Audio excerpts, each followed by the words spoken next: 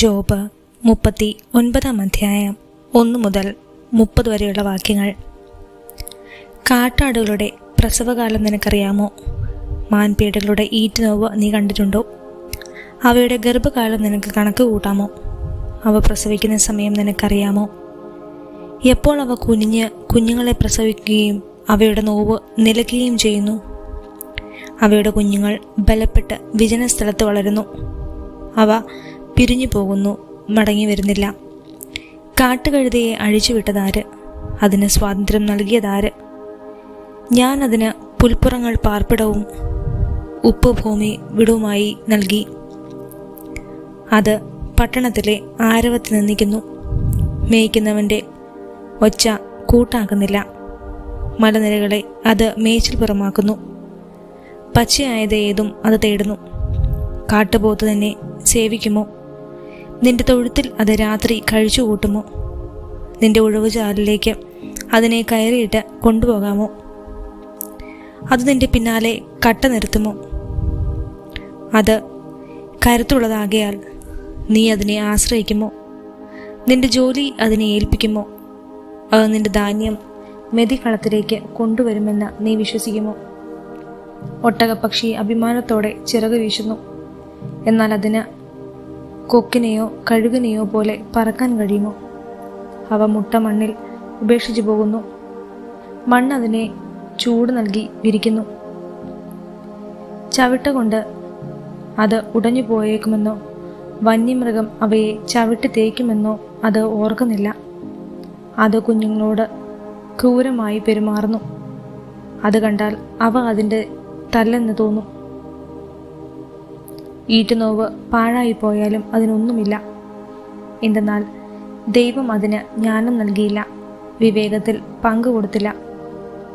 ഉണർവോടെ പായുമ്പോൾ അത് കുതിരയെയും കുതിരക്കാരനെയും പിന്തള്ളുന്നു. കുതിരയ്ക്ക് കരുത്തു കൊടുക്കുന്നത് നീയാണോ? അതിൻ്റെ കഴുത്തിൽ ശക്തി ധരിപ്പിച്ചത് നീയോ? അതിനെ വെട്ടുക്കിളിയെപ്പോലെ ചാടിക്കുന്നത് നീയോ? അതിൻ്റെ ശക്തിയേറിയ ചീറ്റൽ ഭയജനകമാണ്. അവൻ സമുദ്രത്തിൽ മാന്തി ഊറ്റം കാണിച്ച് ഉല്ലസിക്കുന്നു. ആയുധങ്ങൾക്കെതിരെ പാഞ്ഞു ചെല്ലുന്നു. അവൻ ഭയത്തെ പുച്ഛിക്കുന്നു, സംഭീതനാകുന്നില്ല. അവൻ വാളിൽ നിന്ന് പിന്തിരിഞ്ഞോടുന്നില്ല. അവൻ്റെ മേൽ ആവനാഴിയും മിന്നുന്ന കുന്തവും ശൂലവും കിലുകിലുങ്ങുന്നു. അവൻ ഉഗ്രതയും കോപവും പൂണ്ട് ദൂരം പിന്നിടുന്നു. കാഹളനാദം കേട്ടാൽ നിശ്ചലനായി നിൽക്കാൻ അവന് കഴിയുകയില്ല. കാഹളം കേൾക്കുമ്പോൾ അവൻ ഹേഷാരവം മുഴക്കുന്നു. അവൻ അകലെ നിന്ന് തന്നെ യുദ്ധം മണത്തറിയുന്നു. സൈന്യാധിപന്മാരുടെ അട്ടഹാസവും ആജ്ഞസ്വരവും തിരിച്ചറിയുന്നു. നിന്റെ ജ്ഞാനം കൊണ്ടാണോ പരുന്തുയരുകയും ചിറകുകൾ തെക്കോട്ട് വിടർത്തുകയും ചെയ്യുന്നത്? നിന്റെ കൽപ്പനയാലാണോ കഴുകൻ പറന്നുയരുകയും ഉയരത്തിൽ കൂട്ടുകയും ചെയ്യുന്നത്? അത് പാറപ്പുറത്ത് ആർക്കും കയറാൻ പറ്റാത്ത പാറക്കൂട്ടങ്ങളുടെ തുഞ്ചത്ത് പാർക്കുന്നു. അവിടെ നിന്ന് അത് ഇര തിരയുന്നു. അതിൻ്റെ കണ്ണ് ദൂരെ നിന്ന് ഇരയെ കാണുന്നു. അതിൻ്റെ കുഞ്ഞുങ്ങൾ രക്തം വലിച്ചു കുടിക്കുന്നു. ശവമുള്ളിടത്ത് അവനും ഉണ്ട്. ജോബ് 40 അധ്യായം 1 മുതൽ 24 വരെയുള്ള വാക്യങ്ങൾ. കർത്താവ് തുടർന്നു, ആക്ഷേപം പറയുന്നവൻ സർവശക്തനോട് ഇനിയും വാദത്തിന് മുതിരുന്നുവോ? ദൈവത്തോട് തർക്കിക്കുന്നവൻ ഉത്തരം പറയട്ടെ. ജോബ് കർത്താവിനോട് പറഞ്ഞു, ഞാൻ നിസാരനാണ്. ഞാൻ എന്തുത്തരം പറയാനാണ്? ഞാൻ വായ് പൊത്തുന്നു. ഒരിക്കൽ ഞാൻ സംസാരിച്ചു, ഇനി ഞാൻ ഉത്തരം പറയുകയില്ല. 2 തവണ ഞാൻ മറുപടി പറഞ്ഞു, ഇനി ഞാൻ മിണ്ടുകയില്ല. അപ്പോൾ ചുഴലിക്കാറ്റിൽ നിന്ന് കർത്താവ് ജോബിനോട് അരുളി ചെയ്തു, പുരുഷനെ പോലെ നീ അരമുറുക്കുക. ഞാൻ ചോദിക്കാം, ഉത്തരം പറയുക. നീ എൻ്റെ വിധി അനീതിപരമെന്ന് പറയുമോ? നിന്നെ തന്നെ നീതീകരിക്കാൻ നീ എന്നെ കുറ്റക്കാരനാക്കുമോ? നീ ദൈവത്തെ പോലെ ശക്തനാണോ? അവിടുത്തെ പോലെ ഗർജനം മുഴക്കാൻ നിനക്കാകുമോ? മഹിമയും പ്രതാപവും കൊണ്ട് നിന്നെ തന്നെ അലങ്കരിക്കുക. മഹത്വവും പ്രഭാവവും ധരിച്ചുകൊള്ളുക. നിന്റെ കോപം കവിഞ്ഞൊഴുകട്ടെ. ഓരോ അഹങ്കാരിയെയും ഒറ്റ നോട്ടത്തിൽ എളിമപ്പെടുത്തുക. ഓരോ അഹങ്കാരിയെയും ഒറ്റ നോട്ടത്തിൽ താഴെ ഇറക്കുക. ദുഷ്ടനെ നിൽക്കുന്നിടത്ത് നിന്നെ വലിച്ചെടുക്കുക. അവരെ പൊടി കൊണ്ട് മൂടുക, അവരെ അധോലോകത്തിൽ ബന്ധിക്കുക.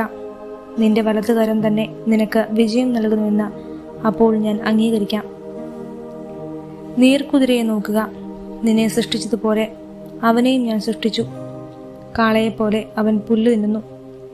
അവൻ്റെ ശക്തി അരയിലും ബലം ഉദരപേശികളിലുമാണ്. അവൻ്റെ വാല് ദേവദാരു പോലെ ദൃഢവും അവൻ്റെ കാലുകളിലെ സ്നായുക്കൾ പിണഞ്ഞ് ചേർന്നതും ആണ്. അവൻ്റെ അസ്ഥികൾ ഓട്ടുകുഴൽ പോലെയും അവയവങ്ങൾ ഇരുമ്പഴികൾ പോലെയുമാണ്. അവൻ ദൈവത്തിൻ്റെ സൃഷ്ടികളിൽ ഒന്നാമനാണ്. അവനെ സൃഷ്ടിച്ചവന് മാത്രമേ അവനെ തോൽപ്പിക്കാൻ കഴിയൂ. വന്യമൃഗങ്ങൾ വിഹരിക്കുന്ന മലകൾ അവന് ഭക്ഷണം നൽകും. താമരയുടെ തണലിലും ചതുപ്പ് നിലത്ത് ഞാങ്ങണയുടെ മറവിലും അവൻ കിടക്കുന്നു. താമര അവന് തണൽ നൽകുന്നു. അരുവിയിലെ അരളികൾ അവനെ ചുറ്റും നിൽക്കുന്നു. നദി കലങ്ങി മറിഞ്ഞാലും അവൻ ഭയപ്പെടുകയില്ല. ജോർദാൻ വായിലെ കുഞ്ഞൊഴുകിയാലും അവന് കൂസലില്ല.